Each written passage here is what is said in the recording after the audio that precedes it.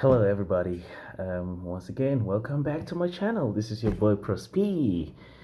So, just like I said yesterday, today I'm gonna make another video again. So usually, like I said, when I want to start off with some basic Chinese phrases. So when you get in a cab in China and the cab driver is always gonna ask you, 你要去哪里? Yeah, which means where do you want to go? 你要去哪里? Where do you want to go? So how do you respond to that? You could say 我要去飞机场我要去飞机场 Or you could say if you're going to the train station, you could say 我要去火车站我要去火车站 So let's do that again. Let's try to practice. Okay. So where do you want to go? 你要去哪里?你要去哪里? And how do you respond? 我要去飞机场 I want to go to the airport. 我要去飞机场 I want to go to the airport. 我要去火车站 I want to go to the train station. 我要去火车站 Okay, so that's it for Chinese phrases. So today I want to talk about transferring wealth to our children and grandchildren. Because I think if we, the young African parents of today, and those that are going to come after us, I think if we transfer wealth from one generation to another, we could probably eradicate poverty in our families.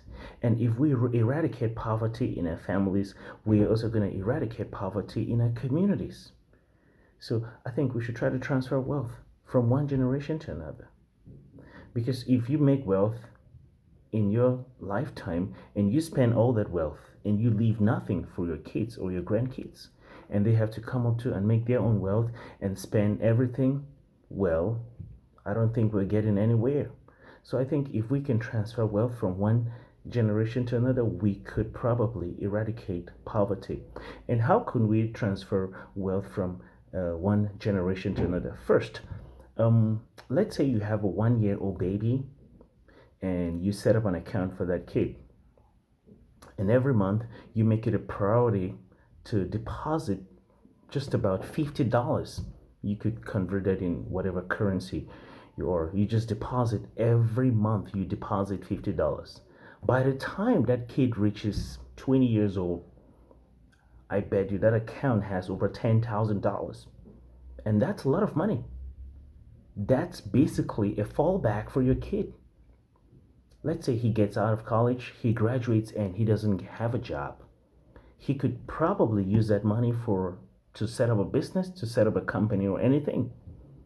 And as a parent, you don't need to tell your kid that you have a fallback account for him or her. No, you don't want to tell your kid that, because some kids, they could become lazy and they don't want to study. Like, oh, my old man has a fallback plan for me, so why do I need to study? No. So everything, all you gotta do is to encourage your kid, to encourage them to keep to study hard, to become better and better at whatever they're doing. That's just all you got to do. So anything about a fallback account, or you want to bequeath your money or your property to your kid, those things have to be secrets between you and your wife. So you don't want to tell your kid that. So I think if we do these things, if we try to transfer wealth from one generation to another, we will definitely eradicate poverty to a certain extent in our communities in Africa. I can guarantee you that if we do this, we would definitely eradicate poverty. The government they can't do everything. They have to do it to a certain extent. They can only do it to a certain extent, so to speak. They can only do it to a certain extent. So we, the parents, so you as a young man, or middle-aged man, ask yourself, like, what fallback plan do I have for my kid? What fallback plan do I have for my kid?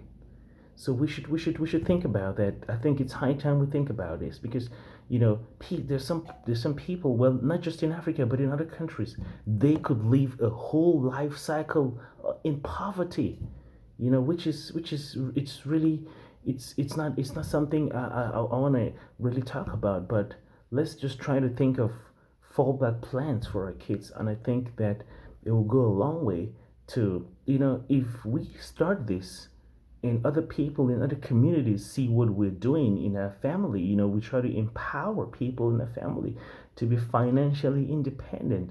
Your kids are financially independent and you have fallback plans for them.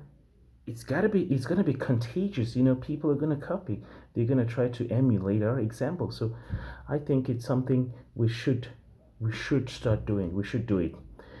Okay, guys, I think that's it for this video. And if you like it, as usual, you please watch, subscribe, and you share. And I'll see you in the next video.